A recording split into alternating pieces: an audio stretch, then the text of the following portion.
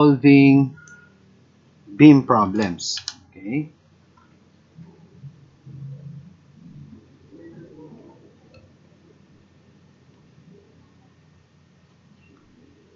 Beam stiffness method.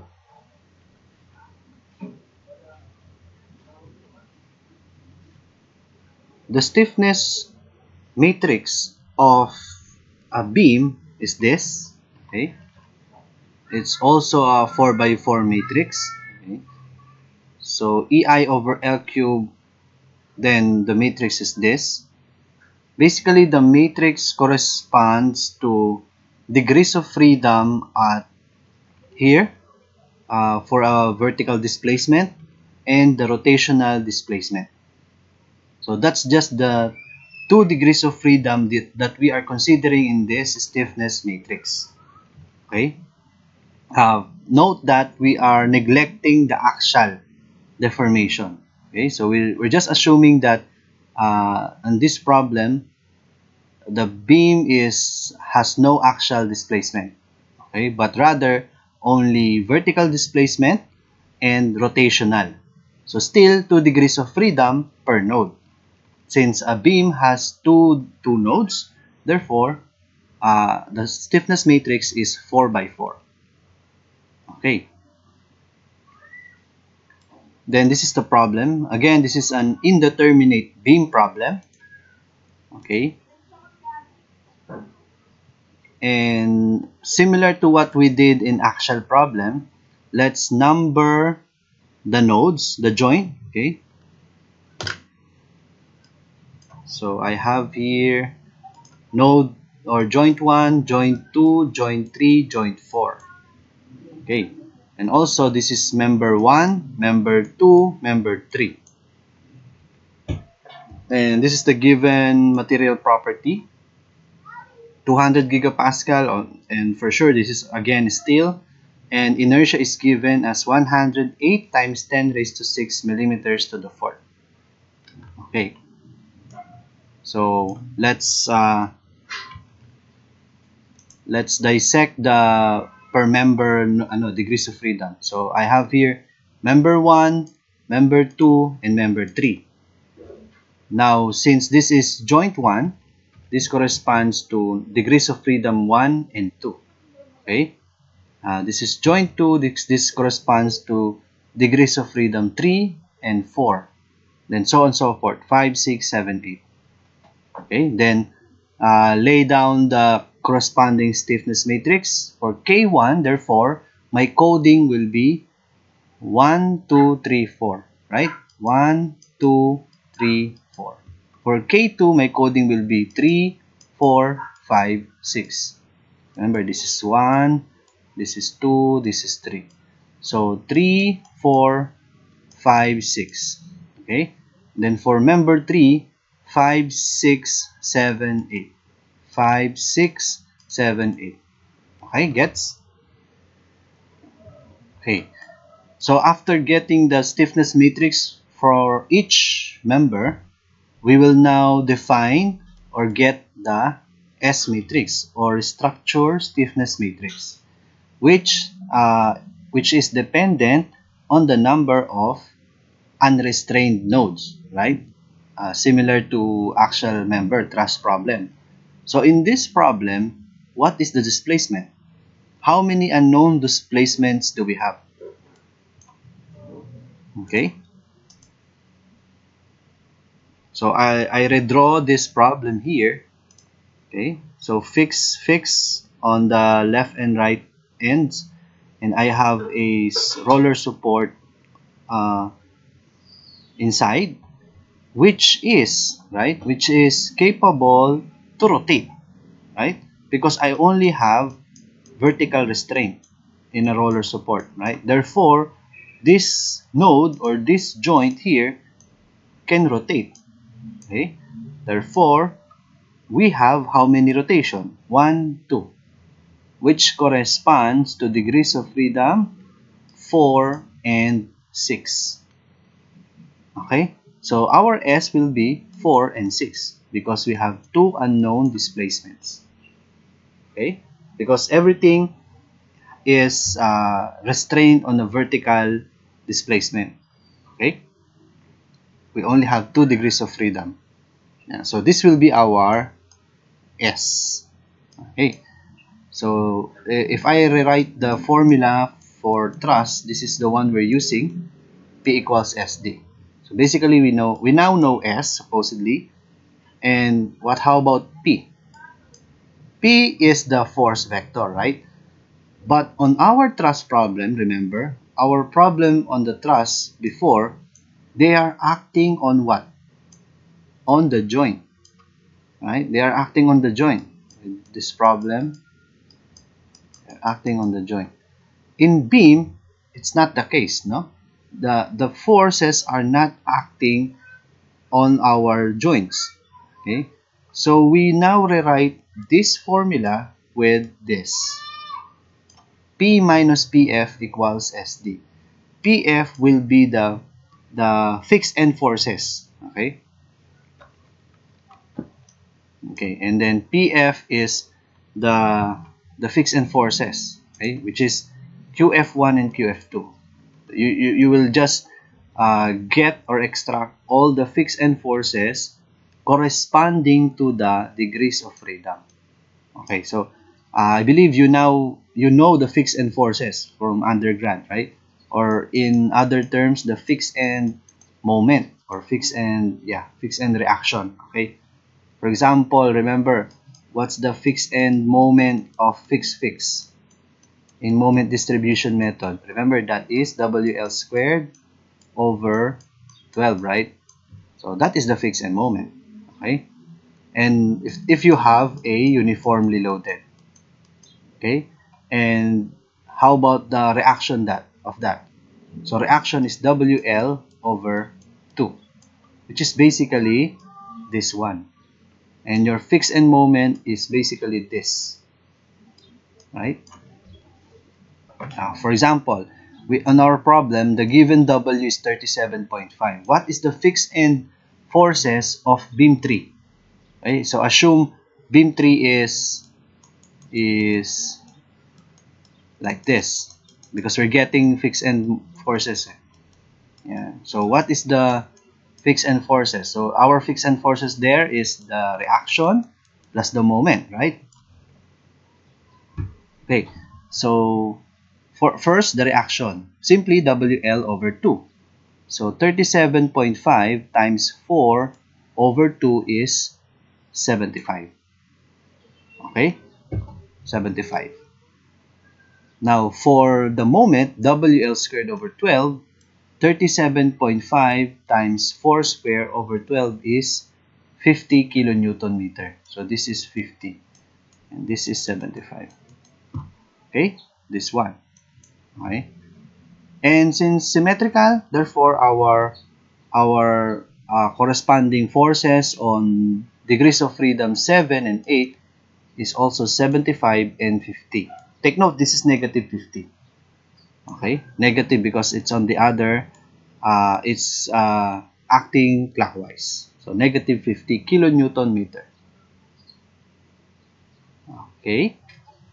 So those are the fixed end forces. How about the fixed end forces for member 1? For member 1, this is our scenario. We have this concentrated load. Okay? So what is the fixed end forces of that? Of course, your P will be divided by 2 because it's in the mid-span. Okay? So our reaction is 150, I believe. So this is 150. So over 2 is 75. Okay? So which is this. Okay, 75 kilonewton. Okay? How about the moment?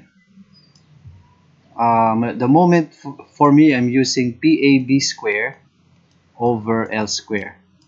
Okay, wherein A is this distance and B is this distance. Okay, since this is 2 meters, so you will come up with 75 also. 75 kilonewton meter as the reaction moment. Okay, and since symmetrical, you will come up with 75 and negative 75. Okay, so QF1 and QF2. So that's just you have to review your fixed and forces during undergrad. Okay, now once you establish that, put in the corresponding degrees of freedom. Okay, so 1, 2, 3, 4 on member 1, and sorry, this should be member 3 pala. This should be member 3, QF3, which has a degrees of freedom 5, 6, 7, 8. Okay, now what number are we getting from this? So remember our S is 4 and 6, code 4 and 6, right? 4 and 6. So get 4 and 6 on this QF, which is this and this. Okay, negative 75 and 50. So I have this now, negative 75 and 50. Okay, so with that, I'll rewrite the this one, okay, here. Okay, so our P is 0, right? Because we don't have forces acting on the joint. In case there are force acting on the joint, uh, you're going to have a matrix here. And then our PF is this, okay? And take note, I'll be consistent with the operation minus and then negative 75, 50. Our S supposedly is known by now, okay, from here. Okay, so we have now one equation, one unknown. You can now get your D, okay, which is here. Okay, now I made an SMAT code for that. You can just check it manually. So which is this. This is my SMAT program in solving that. Okay, so the code will be looping to 1 to 3 because I have 3 members. Okay, and I'll input a column vector of length and a column vector of inertia. So consistent with this. Okay. Anyway, so I was able to solve each stiffness matrix, which is here. This one. Okay, so those are the stiffness matrix of each member. And let's recall what are the required. Okay, oops.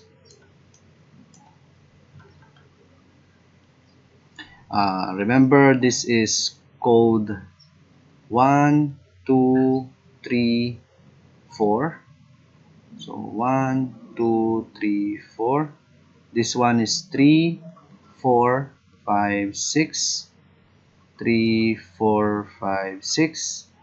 This is 5, 6, 7, 8. 5, 6, 7, 8. And this is code 4 and 6. So therefore, 4, 4. Let's say this one. Address is 4, 4. Therefore, that should be equal to this plus this. What else? Okay, that's it. So 21,600 plus 28,800. Yeah, so I'm getting 5,400. Okay. How about 6,6? Okay, so 6,6 is this one plus this one. 21,600 plus 28,800 is of course 5,400. How about 6,4? 6,4. 6,4. Yeah. 6,4. 14,400 and only that. Okay. So I now have S.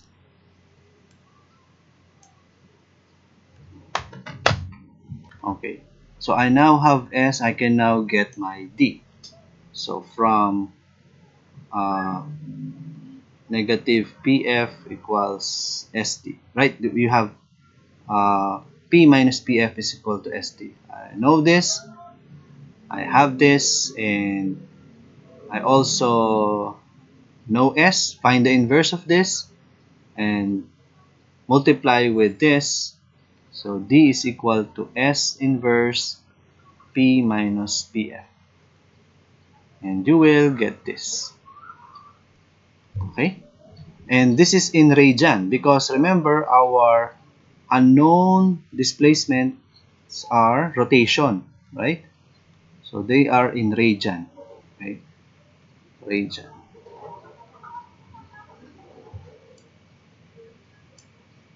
Okay. Now to get the local member forces, we will be using this formula. Q equals KU plus QF. Okay, I have this here. This one. Okay. KU plus QF. So that means you still need to use the fixed end forces that we obtained earlier. And then the local displacement multiplied the local stiffness matrix plus the fixed end forces, you will come up with the local member forces. Okay.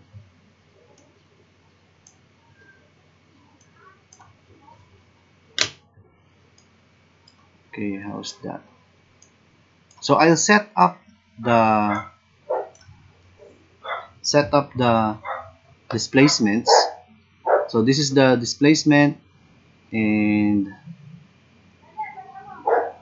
so this is one.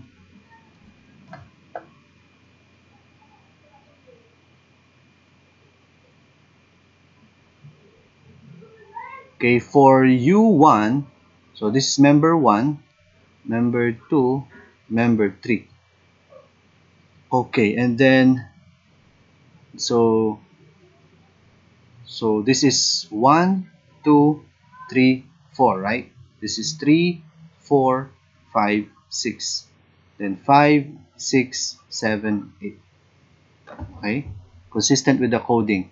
And we don't have a vertical displacement on 1, so 0. No no rotation at degrees of freedom 2. No vertical displacement at 3. We only have rotation at 4, which is this. Okay? So similar to this, no vertical displacement, rotation at 4 is this. No vertical displacement at 5, and rotation here is simply this. Okay? Because this is 4, this is 6. Okay? So this is 6 and 8. Right? So 6. And the rest are 0 because we have vertical restraint. Okay? So you now have the U matrix. QF1 as we obtained earlier is 1. QF2 is 0 because no forces, no applied load. And this is the QF3. Okay? So we know K1. Therefore, if you multiply, where's that?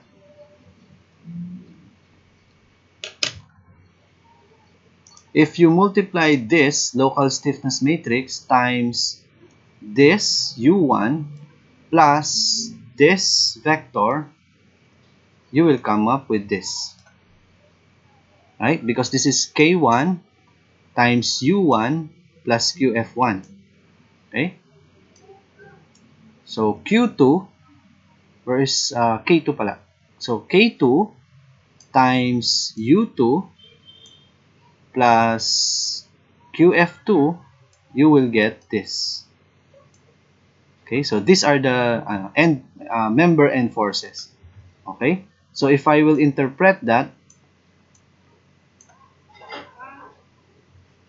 okay, we'll interpret that. Okay, so I have this here. So that means DOF1 is vertical, right? So this is 90.625 and this is 95.833 kilonewton meter and 59 0.375, negative 33. Okay, so negative 33.333. For Q2, you have 5.556 and 33.333. Okay, negative 5.556 and 16.667.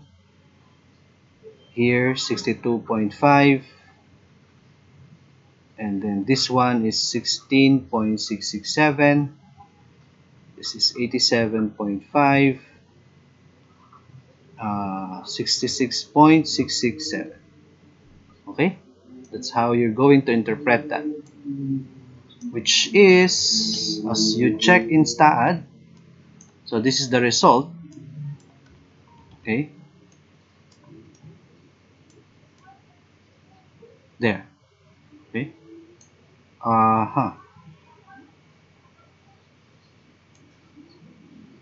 so as you will see, 95.73, almost the same, 95.83.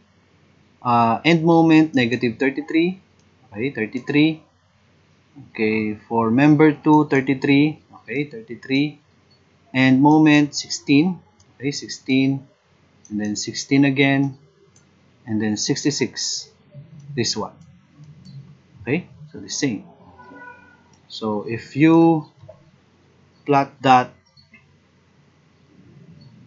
okay.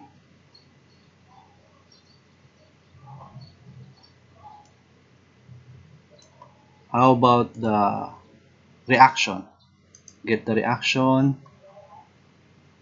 Okay, so that's the reaction.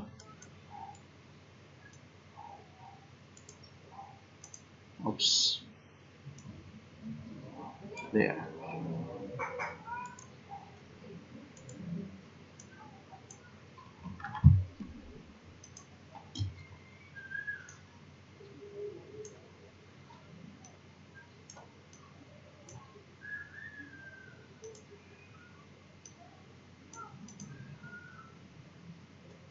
Can't move it. Okay.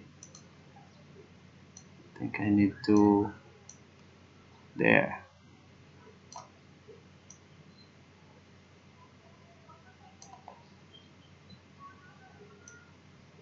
Maybe like this. Okay.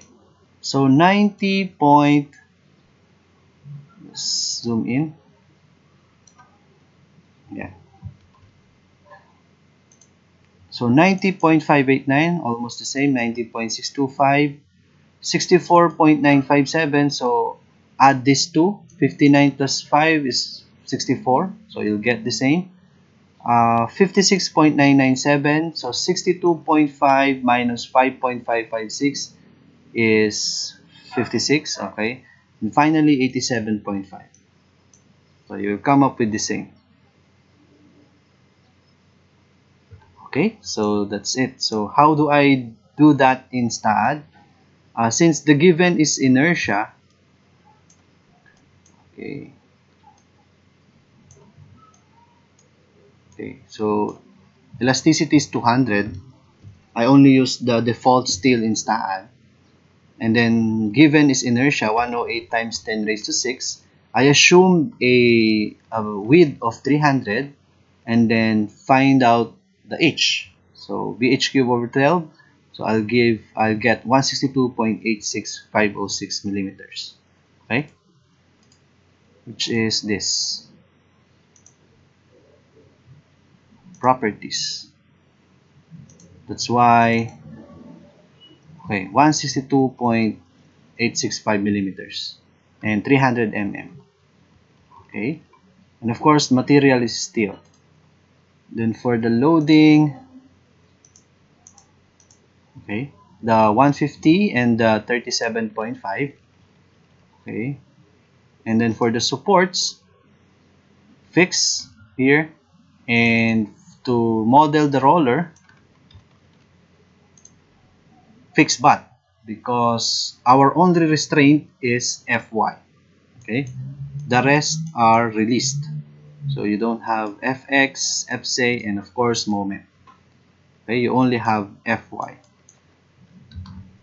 Okay, so that's it, and then analysis. And if you check also, remember the displacement, I'm getting, where's that? Displacements.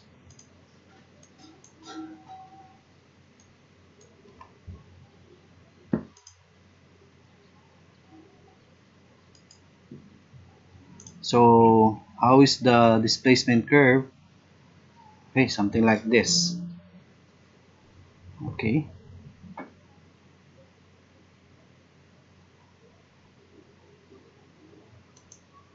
so therefore,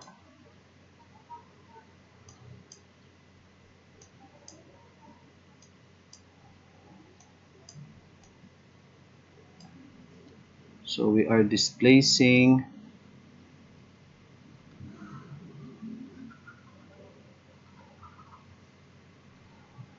something like, okay, okay, that one and that one. Okay, we have supports here. Okay,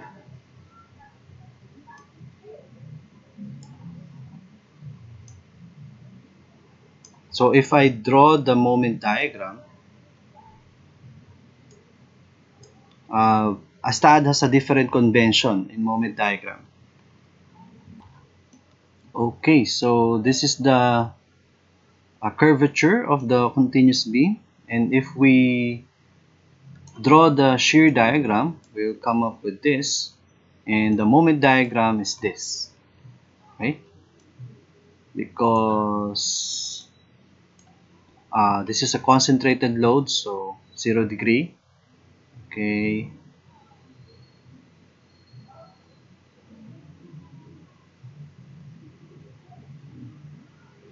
okay, that's it. And we have a uniform load here, so 1st degree. Okay,